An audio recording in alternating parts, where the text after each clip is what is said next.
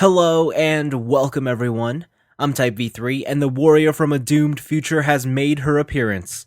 This is Figma Lucina, one of the three lead protagonists from the Nintendo 3DS title Fire Emblem Awakening. I think it's fair to say that not many manufacturers are able to take anime designs and turn them into action figures quite as well as the Max Factory team, and their latest release perfectly exemplifies that. Compared with her in-game artwork, this plastic representation is certainly Lucina through and through. The sculpt captures her boyish figure accurately, and her outfit is colored with the correct dark blue tones. Moreover, the dull colors work exceptionally well in this toy's favor, as they serve only to emphasize aspects like the gold trim or Lucina's red crest even more. However, my favorite feature by far is the use of layered materials and to a lesser extent, the implied layering of clothing. Obviously, the brown straps that hold her sword are the standout example of this. It's already enough that they've been detailed in beautifully, but I absolutely love how they rest loosely over her body. It just adds to the realism. The oversized wrist and boot cuffs are great too, as are the little wrinkles and creases that seem to naturally appear throughout her clothing. Other notable features would be Lucina's glossy armored shoulder pads and her short cape, which has been sculpted precisely in between dynamic and inactive.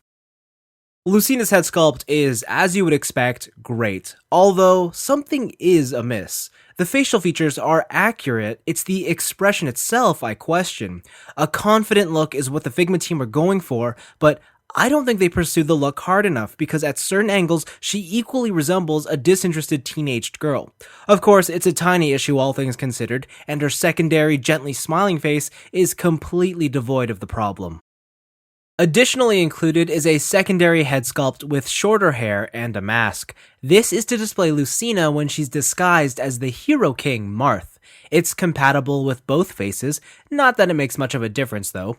What's nice is that the mask is attached to the fringe piece so it can be used with Lucina's long hair too. The downside to this is that she can't hold the mask separately.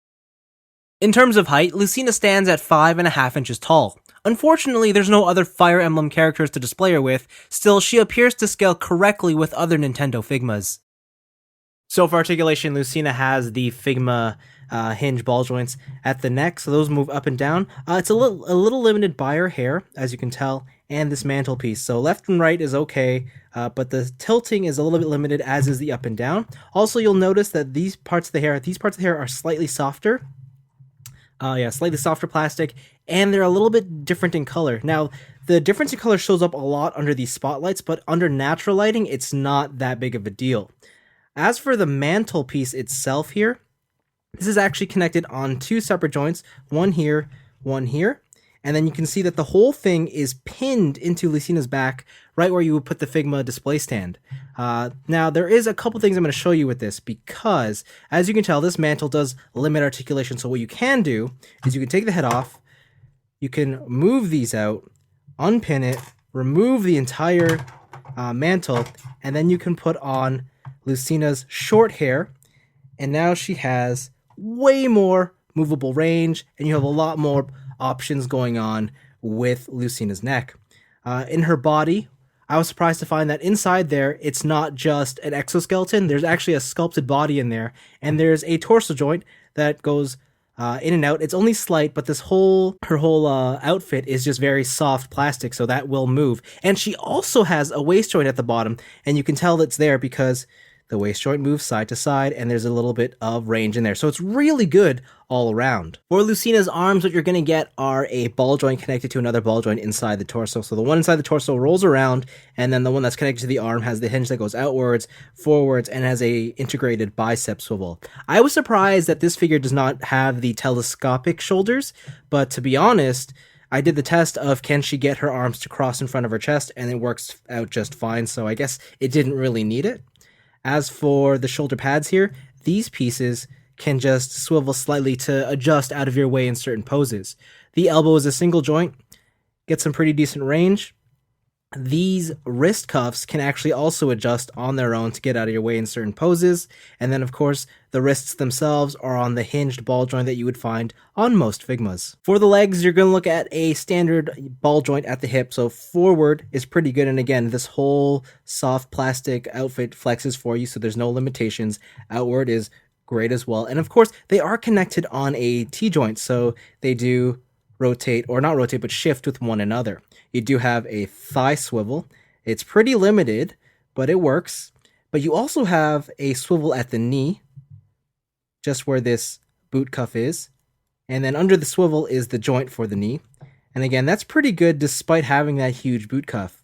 The ankles are probably the most interesting thing on this Figma because it does have the regular Figma joint that goes down, up, pivot side to side. And even though this joint itself can do the ankle tilt, they actually built in a real ankle tilt halfway through the toe. So instead of having a toe joint, what it does have is a real ankle tilt. Now, in some situations, they kind of look like slippers or flip-flops or something that are attached to a real foot, but I think it works.